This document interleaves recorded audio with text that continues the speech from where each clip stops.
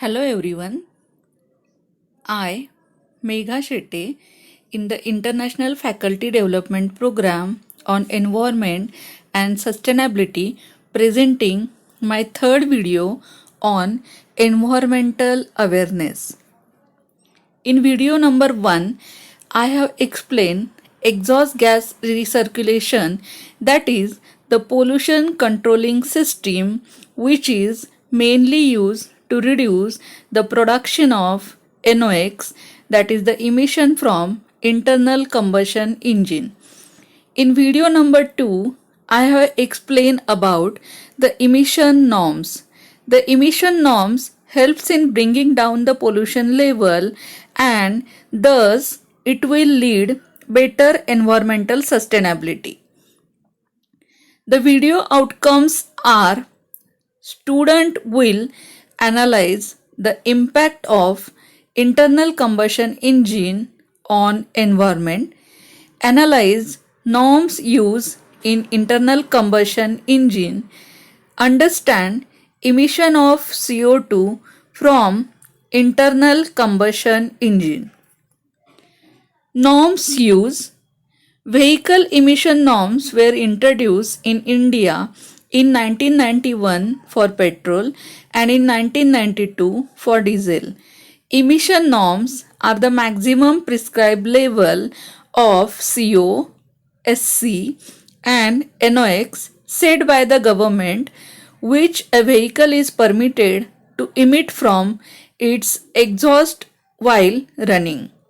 Bharat Stage Emission Norm instituted by Government of India to regulate the output of air pollutants from spark ignition engines and compression ignition engines. Bharat Stage norms are the automotive emission norms which the automotive manufacturers have to comply to sell their vehicles in India. These norms are applicable to all two-wheeler, three-wheeler, four-wheeler and construction equipment vehicles. In 13 major cities, Bharat Stage 4 norms have been in place since April 2010 and it has been enforced for the entire country since April 2017. In 2016, Indian government announced that country would skip Bharat Stage 5 norms altogether and adopt Bharat Stage 6 norms by 2020. Now we will discuss about carbon emission. For an internal combustion engine to move the vehicle down the road, it must convert energy stored in the fuel into mechanical energy to drive the wheel. This process produces carbon dioxide.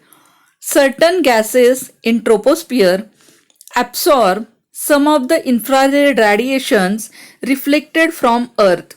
The carbon dioxide is major one and its percentage is 50%. Now we will talk about carbon footprint. A carbon footprint is historically defined as total greenhouse emission caused by an individual, event, organization, or product expressed as carbon dioxide equivalent. Calculation of carbon footprint for petrol engine. 1 liter of petrol weighs 750 gram.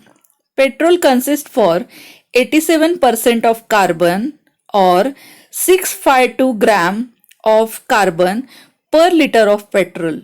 In order to combust this carbon to CO2, 1740 gram of oxygen is needed. Then the sum is 2392 gram of CO2 per liter of petrol. An average combustion of 5 liter per 100 kilometer corresponds to 120 gram carbon dioxide per kilometer. Calculation of carbon footprint for diesel engine. 1 liter of diesel engine weighs 835 gram Diesel consists for 86.2% of carbon or 720 gram of carbon per liter of diesel. In order to combust this carbon to CO2, 1920 gram of oxygen is needed. The sum is 2640 gram of CO2 per liter of diesel. An average combustion of 5 liter for 100 km corresponds to 132 gram of carbon dioxide per kilometer. Now we will talk about the sustainability computation. Internal combustion engines are sustainable for 1 year without any maintenance for routine operation of 3 hours a day. Environmental sustainability can be achieved by replacing internal combustion engines with electric vehicles. Thank you. Thanks to all.